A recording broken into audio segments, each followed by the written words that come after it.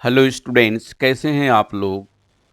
देखें, जैसा कि हम सब जानते हैं कि भारत सहित संपूर्ण विश्व कोविड 19 अर्थात कोरोना के वैश्विक महामारी से गुजर रहा है, यानी पैंडेमिक से। और भारत वर्तमान में दूसरी लहर से अत्यधिक प्रभावित है। लेकिन इस महामारी के साथ साथ अभी 2-3 दिनों से एक और प्राकृतिक आपदा हमारे सामने विकराल मुंह फैलाए खड़ी है, जिसका नाम क्या है?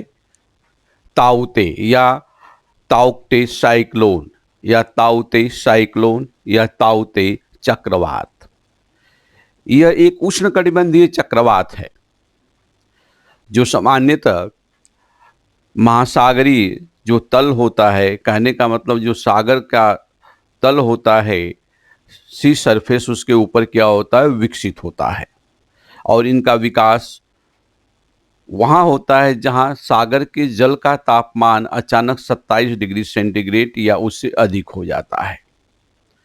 तो वहाँ एक निम्न वायुदाब का केंद्र विकसित होता है और निम्न वायुदाब केंद्र के चारों ओर से हवाएं तीव्रता से केंद्र की ओर अभिसरित होती हैं, जिसके कारण ऐसे चक्रवातों का निर्माण होता है।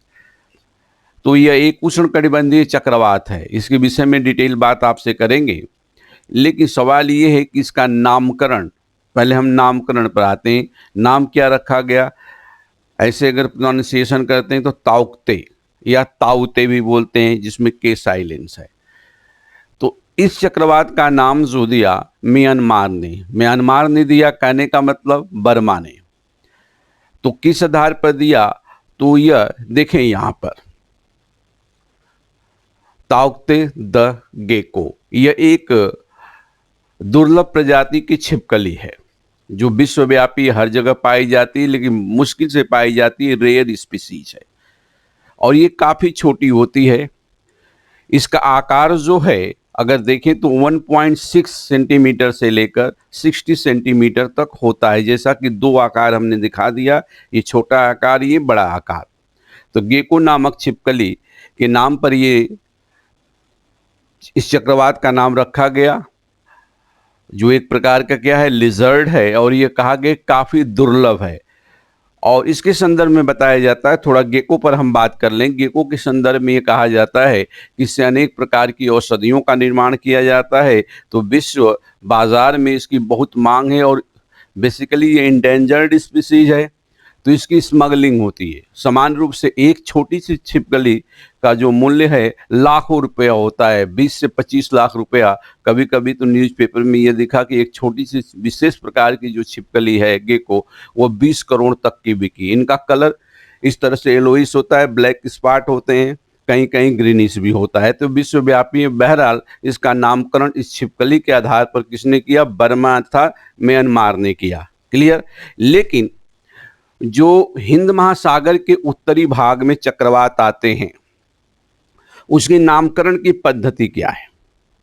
तो देखो, 2020 से पहले जो हिंद महासागर के तटीय राष्ट्र हैं जो उत्तरी भाग में, तो 8 राष्ट्र थे और वो 8-8 नाम देते थे और वो पद्धति चलती आ रही थी। लेकिन 2020 अप्रैल 2020 में इस पद्धति को चेंज किया गया।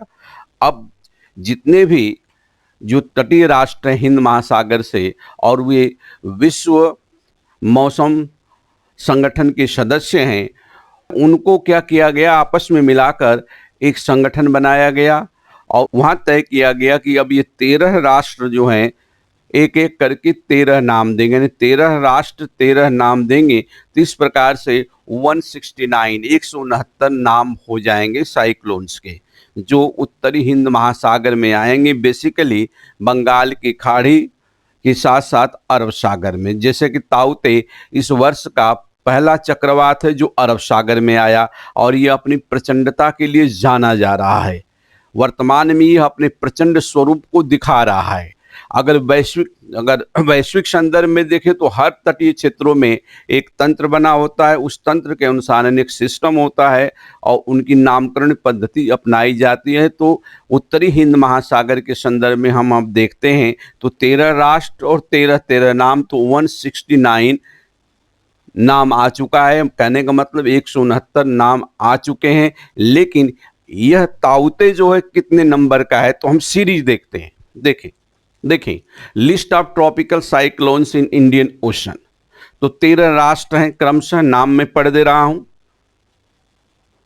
थोड़ा सा बड़ा करके। Bangladesh, India, Iran, Maldives, Myanmar, Oman, Pakistan, Qatar, Saudi Arab, Sri Lanka, Thailand, United Arab Emirates और यमन। ये 13 राष्ट्र हैं और 13 नाम देंगे। तो 13 राष्ट्र आपने देख लिया, 13 नाम, तो इसमें 13 सीरीज है। कहने का मतलब कि 13 श्रेणी बना दी गई, list 1, list 2, list 3, list 4, list 5, list 6, list 7, 8, 9, 10, 11 और 13। तो ये 13 लिस्ट बना दी गई, तो अलग अलग नाम दिए जाएंगे। और एक लिस्ट, जैसे लिस्ट 1 हमने लिया तो इसमें 13 देशों का नाम आएगा और 13 देश एक एक नाम देंगे। लिस्ट 1 में 13 नाम, तो 13 जो देश संबंधित हैं एक एक नाम देंगे। जैसे वर्तमान की अगर हम बात करें, तो थोड़ा सा इसको मैं बड़ा कर लूं, आप देखें। बांग्लादेश ने निसग्र नाम दिया, ये आ चुका है। इंडिया ने गति नाम दिया, ये आ चुका है। निवार आ चुका है, ईरान ने नाम दिया। मालदीव ने बुरेवी नाम दिया, बुरेवी आ चुका है। और ये वर्तमान में है ताउते या ताउते, जिसका नाम किसने दिया? म्यांमार ने। तो इसी तरह से अगला जो आएगा एस नाम दिया जाएगा। ये नाम कौन देगा? ओमान देगा। फिर इसके बाद पाकिस्तान जो नाम देगा गुलाब देगा। उसी प्रकार से कतर जो देगा वो नाम देगा शाहीन। सऊदी अरब क्या नाम देगा? जावाद देगा। इसके बाद श्रीलंका नाम देगा आसानी। तो इसी तरह से नाम आएंगे।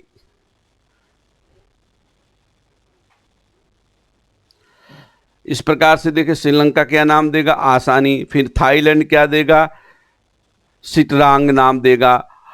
यूएई यूनाइटेड अरब अमीरात देगा मांडोस। और यमन देगा मोचा।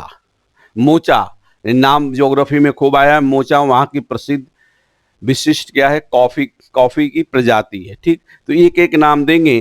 तो अभी जो नाम हमारे पास आया, कौन आया? ताउते को किसने दिया? म्यांमार ने। तो ये सीरीज है। इस सीरीज के तहत जब लिस्ट 1 कंप्लीट हो जाएगी तो लिस्ट 2 पर क्रमशः काम होगा। काम होने का मतलब नाम दिया जाएगा। फिर लिस्ट 3, इसी तरह से 13 लिस्ट ली जाएगी। तो इस प्रकार से 13 राष्ट्र हैं यहाँ पर, 13 राष्ट्र और 13 नाम, एक एक करके। इस प्रकार से जो सीरीज नई बनाई गई अप्रैल 2020 में, उसमें उत्तरी हिंद महासागर के तटीय क्षेत्र में, यानी बंगाल की खाड़ी, मुख्य रूप से बंगाल की खाड़ी, अरब सागर में जो चक्रवात आ रहे हैं उनके लिए नामकरण पद्धति में कितने नाम डिसाइड किए गए जा चुके हैं? 169, यानी संतान को पैदा होने से पहले ही उसका नामकरण कर दिया गया। क्लियर? तो ये नामकरण की पद्धति। अब इसके बाद देखो, ताउते तो खतरनाक चक्रवात है, लेकिन जब हम उष्णकटिबंधीय चक्रवात की बात करते हैं तो थोड़ा सा इसके विषय में हम जान लें, वो प्रासंगिक होगा। क्या कि चक्रवात क्या होता है। तो जैसा आप देख रहे हो ये स्थिति है। अगर इसको हम लाइव अगर देखने की कोशिश करते हैं तो कुछ ये ऐसे दिखेगा। तो चक्रवात आप देखो, ये तो यहां पर जो ये आप देख रहे हो, आपको दिख रहा होगा ये कुछ ब्लू कलर का गोला जैसा, ये चक्रवात की आंख है। यही लो प्रेशर का केंद्र होता है। तो चक्रवात क्या होता है? निम्न वायुदाब के केंद्र होते हैं और उनके केंद्र में निम्न वायुदाब होता है, जबकि परिधि की ओर उच्च वायुदाब होता है। और परिधि से हवाएं, जैसा कि आप देख रहे हो, परिधि से हवाएं तीव्रता से क्या करती हैं?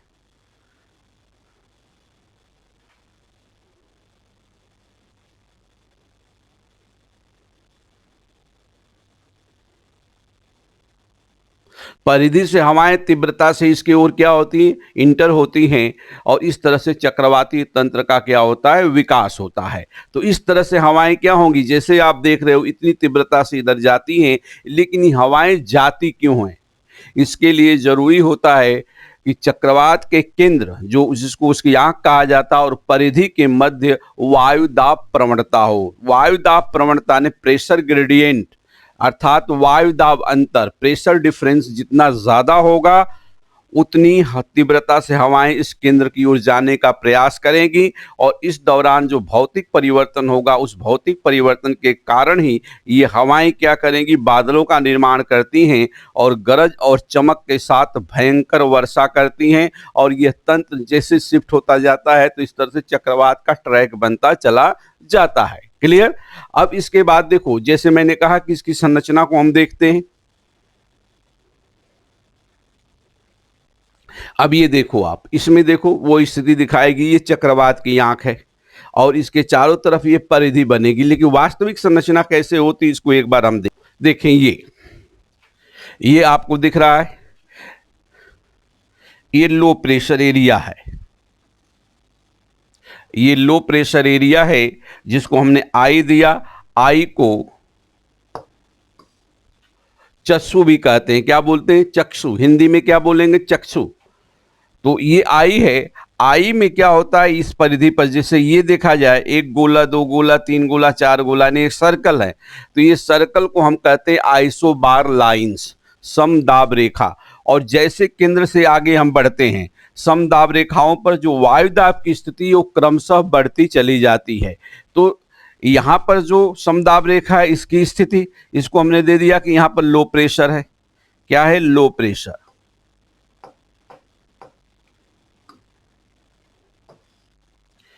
यहाँ पर लो प्रेशर हो गया इस समदाब रेखा, और क्रमशः बढ़ता चला जा रहा है।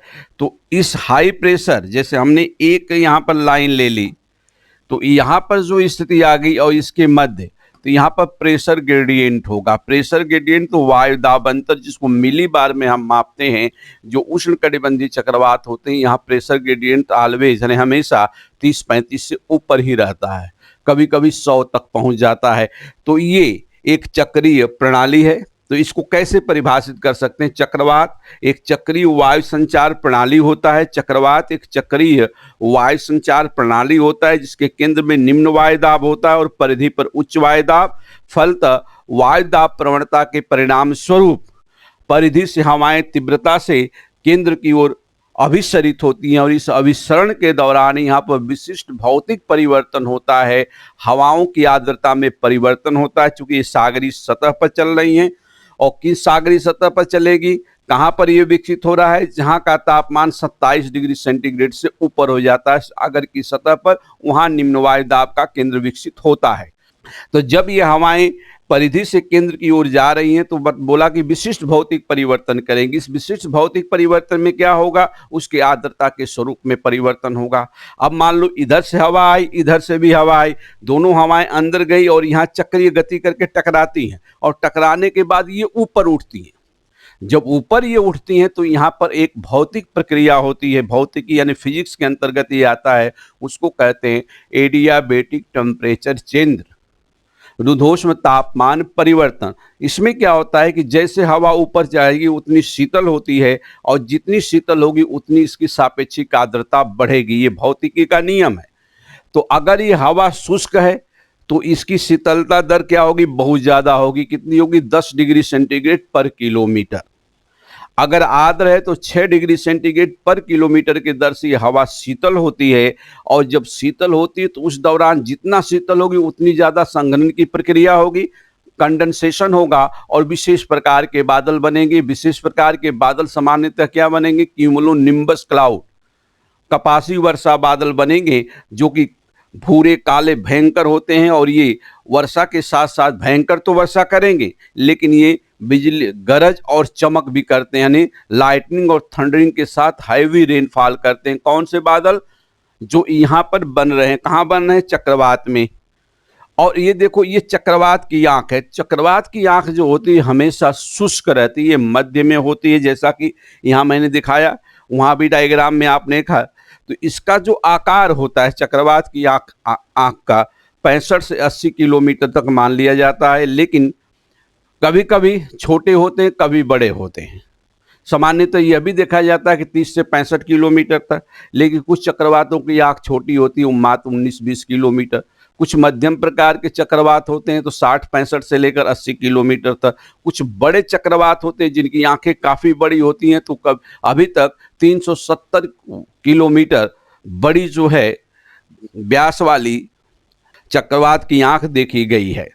कभी कभी काफ़ी छोटी होती है। तो ये चक्रवात के आंख के चारों तरफ ये जो परिधि है, इस परिधि से अंदर हवाएं नहीं गुजरेगी, यहीं हवाएं आने का प्रयास करती हैं लो प्रेशर के कारण, और यहाँ टकराने के बाद जब ऊपर उठती हैं तो रुद्धोष्म तापमान परिवर्तन होता है। रुद्धोष्म तापमान परिवर्तन होता है तो सापेक्षिक आर्द्रता तीव्रता से परिवर्तित होती है, संघनन की प्रक्रिया संपादित होती है और कपासी वर्षा मेघ बनने लगते हैं, जिससे बिजली की गरज और चमक के साथ मूसलाधार वर्षा होती है। और इसमें देखो ये चक्री पद्धति है, जब ये चक्री पद्धति पर क्या लगता है, बल लगता है, तो ये क्या होता है, घूमते हुए एक ट्रैक ले लेते हैं। जैसे किसी चीज़ को आप घुमाते हो, जैसे ऐसे किसी पहिए को आपने घुमा दिया तो घूमते हुए आगे की तरफ जाएगा, तो वो चक्रवात का ट्रैक होता है। और ये ट्रैक तो संबंधित क्षेत्र उसके लो प्रेशर और निम्न वायु दाब स्थिति पर निर्भर होता है, जैसा कि अभी ताउते के संदर्भ में हम देखेंगे।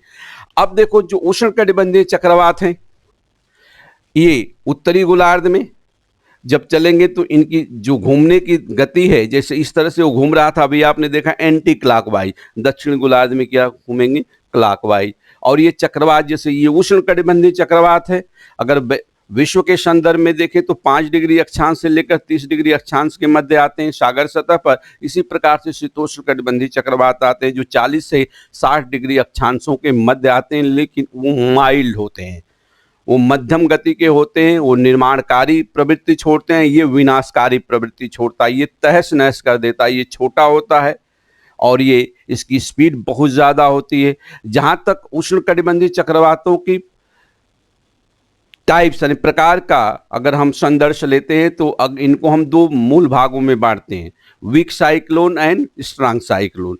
वीक साइक्लोन यानी कमजोर साइक्लोन में विक्षोभ आता है और अवदाब आता है, जैसे कि ये अवदाब से विकसित हुआ।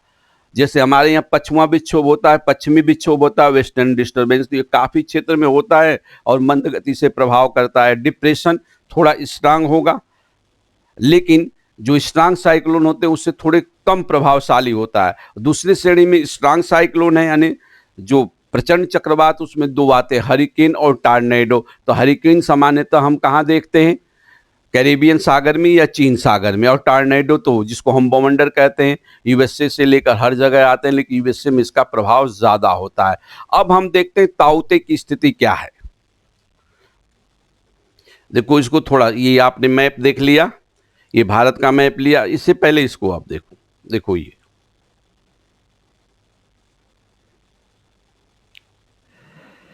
अफ्रीकी महाद्वीप, ये अरेबियन प्रायद्वीप है, ये इंडिया, तो ये अरब सागर, ये बंगाल की खाड़ी। तो ये इसका ट्रैक बना। 13 मई को ये ट्रैक बनना शुरू हुआ और 17 मई देर रात तक ये टकराया है ऊना से। अगर भारत की मैप पर हम देखते हैं तो ये और अच्छी तरह से हमें समझ में आएगा। देखें ये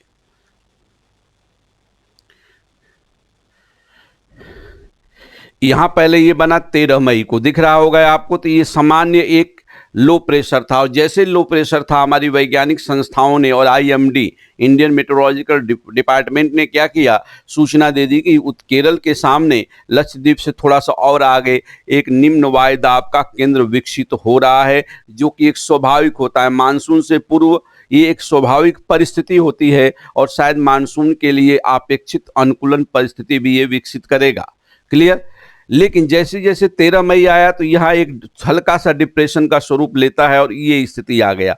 तब हमारे यहाँ से आपदा प्रबंधन की टीम को तैयार रहने के लिए कहा गया कि ये निकट भविष्य में खतरनाक चक्रवात बन जाएगा, जैसा कि ये बन चुका है। इसके बाद 14 मई को ये एक डिप्रेशन में परिवर्तित हो गया, अवदाब में विकसित हो गया। 15 मई को ये इंटेंसिफाई हो जाता है अत्यधिक शक्तिशाली हो जाता है और 16 मई को तो अपने सीवियर इफेक्ट को दिखाने लगा, अपने कैटास्ट्रॉफिक इफेक्ट को दिखाने लगा, प्रचंडता को, जिसके कारण इन क्षेत्रों में, यहाँ से केरल से लेकर गोवा तक काफी बर्बादी हुई तटीय क्षेत्रों में। 16 मई को फिर यह मुंबई को भी प्रभावित किया और 17 मई को यह मैसिव डिस्ट्रक्टिव सुपर साइक्लोन में परिवर्तित हुआ, मैसिव डिस्ट्रक्टिव सुपर साइक्लोन में परिवर्तित हो गया। जब इसकी स्पीड जो है, जो ट्रैक आप देख रहे हो, इस ट्रैक पर इसकी स्पीड, चलने की जो स्पीड है, जैसे कि ट्रैक पर ट्रेन चलती है उसी तरह से ये अपने ट्रैक पर भागने लगा और स्पीड 185 किलोमीटर प्रति घंटा हो गई। तो इसमें जब 185 किलोमीटर प्रति घंटा की स्पीड से ये भाग रहा है तो जो हवाएं इसके अंदर इंट्रोड्यूस हो रही हैं उसमें जो रुद्धोष्म तापमान परिवर्तन की स्थिति है वो और खतरनाक हो गई और बड़े पैमाने पर क्यूमुलस क्लाउड यानी निम्बो क्यूमुलस क्लाउड का फॉर्मेशन यहाँ होने लगता है और बिजली की गरज और चमक के साथ संबंधित क्षेत्रों में भयंकर अर्थात मूसलाधार वर्षा करने लगते हैं। 17 मई को देर रात, यह पहले बताया जाता था कि ये पोरबंदर से टकराएगा, लेकिन ये ऊना से टकराया और यहाँ बहुत बड़े पैमाने पर बर्बादी ये किया है। अभी भी हवाएं चल रही और कर रहा है। यद्यपि टकराने के बाद, जब ये टकराया तो इसकी स्पीड 170 से 180 किलोमीटर प्रति घंटा की वेग से हो चुकी थी और टकराने के बाद यहाँ तटीय जिलों को बुरी तरह से प्रभावित किया है, जहां पर कैजुअलिटी तो अपेक्षाकृत बहुत कम हुई है क्योंकि हमारी एनडीआरएफ और एसडीआरएफ की टीम और संघीय सरकार और संबंधित राज्य सरकारों ने बहुत अच्छा प्रयास किया है। इस कोरोना काल में भी उनके लिए सलाम है। इस कोरोना काल में भी उन लोगों ने इतना अच्छा काम किया जिससे कहा जाता है कि उनके लिए हमारा सर झुकना चाहिए, हमेशा आलोचना नहीं करनी चाहिए। और कोरोना काल में यह भी देखा गया कि संबंधित राज्यों में जहां जहां इसका प्रभाव है, ऑक्सीजन सप्लाई पर कोई भी नकारात्मक प्रभाव इन सरकारों ने पड़ने नहीं दिया है। तो हमने चुनौती को स्वीकारा, जब इतनी बड़ी चुनौती को स्वीकार कर रहे हैं तो इसको भी स्वीकार कर लेंगे। यद्यपि जब ये ऊना से टकरा रहा है, टकराने के बाद वहां अति तीव्र वर्षण की प्रक्रिया हुई, हजारों पेड़ उखड़ गए, घरों की बर्बादी हुई और ये बताया जा रहा है कि लगभग यहाँ पर जो गुजरात के तटीय जिले हैं, 16 जिलों और 84 तहसीलों में इसने खतरनाक मंजर को प्रदर्शित कर दिया। ने कहने का मतलब अपनी प्रचंडता के कारण खतरनाक प्रवृत्ति को दर्शाया है, जो बड़े पैमाने पर पेड़ पौधे भी तहस नहस हुए हैं और निर्माण संरचनाएं भी तहस नहस हुई है। लेकिन जो सूचना है इससे ये होता है कि कैजुअलिटी बहुत कम हुई है और इसका प्रभाव जैसा कि आप देख रहे हो, ये स्थिति आप देख रहे हो कि ये मध्य मैदान की तक चला गया, पंजाब तक। इसके कारण राजस्थान के दक्षिणी और मध्यवर्ती जो जिले हैं यहाँ बारिश होने की संभावना, और राजस्थान में जो प्रभाव आएगा 18 और 19 को देखा जाएगा इसका। और अब ये धीरे धीरे कमजोर हो रहा है। इस तरह से ताउते क्या हो गया, 17 के बाद धीरे धीरे 18-19 तक जाते जाते ये विदा हो जाएगा। इसके ट्रैक को थोड़ा मैं बड़ा कर देता हूँ, एक बार और देखो। ये यहाँ से शुरू हुआ 13 मई को, 14 मई, 15 मई, 16 और 17 मई को देर रात ये गुजरात के सौराष्ट्र क्षेत्र में स्थित ऊना जिले से टकराता है, जहां बड़े पैमाने पर यह तबाही छोड़ रहा है। क्लियर। अब जो हमारी प्रबंधन टीम है या जो लोग वहां पर हैं, तो जितनी कैजुअलिटी हुई है, जो कि बताया जा रहा है कैजुअलिटी बड़ी कम हुई है, तो जो कुछ तहस नहस हुआ उसको मेंटेन करने के लिए सरकारें कार्य कर रही हैं और आसपास के जो संबंधित लोग हैं वो अभी हाथ बटा रहे हैं। लेकिन इस समय बहुत बड़ी चुनौती है, कोविड-19 के कारण ये चुनौती कई 100 गुना बढ़ चुकी है। लेकिन हमारे सुरक्षा बल, हमारी सरकारें इसके लिए भरसक प्रयास की हैं कि कम से कम नुकसान हो। क्लियर।